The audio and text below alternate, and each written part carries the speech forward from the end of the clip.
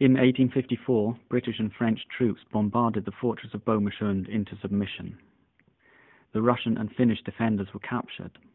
The conquerors offered the Åland Islands to Sweden. Regarding the uncertain circumstances of an ongoing war, the Swedes declined the offer. What was left of the fortress was therefore blown to rubble, as the purpose of the strike was only to weaken the Russian war machine. The attack was part of a larger war operation against the Russian Empire. The Ottomans, or the Turks, were also a part of the Allied forces. Later the war was named the Crimean War. The Battle of Bomersund was not in itself a decisive battle, but the Allied ravaging of the Finnish coasts and the Baltic Sea trade seriously harmed the Russian economy. The Russian Empire depended on imports for the support of troops and population. In 1855, the Allied fleet attacked the fortress of Sveaborg outside Helsinki. The assault was intended as a warm-up for a major attack on the fortress of Kronstadt outside St. Petersburg. This represented a very real threat against the Russian capital.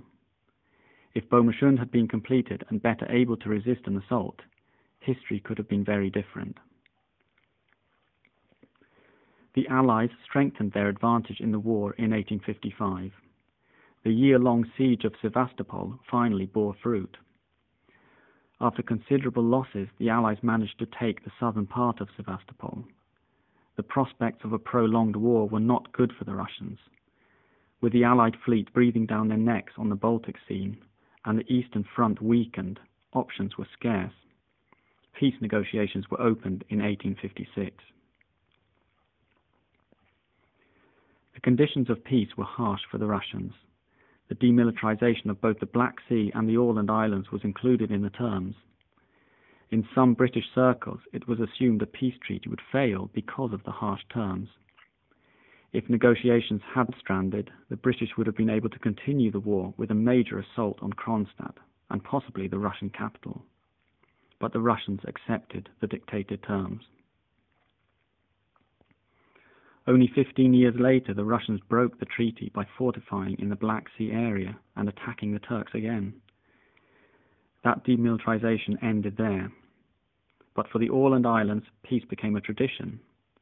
Bomersund was left as rubble. Neither was the garrison town rebuilt. The capital was moved to the west of Åland, where Mariehamn was founded and named after the wife of Tsar Alexander.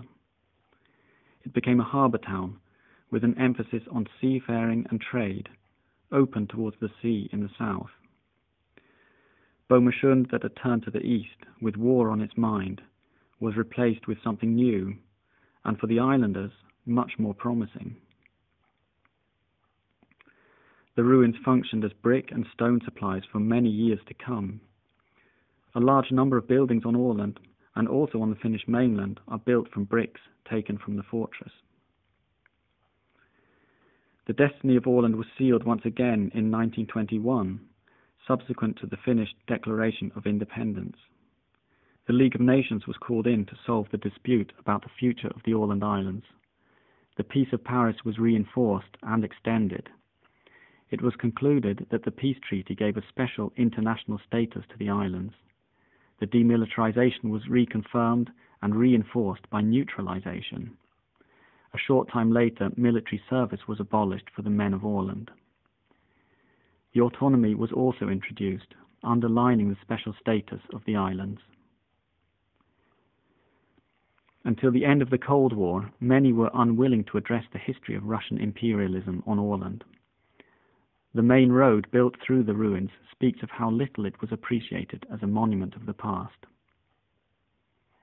Today, the fortress ruins are a monument of peace. The ruins stand for the autonomous and demilitarized Åland Islands.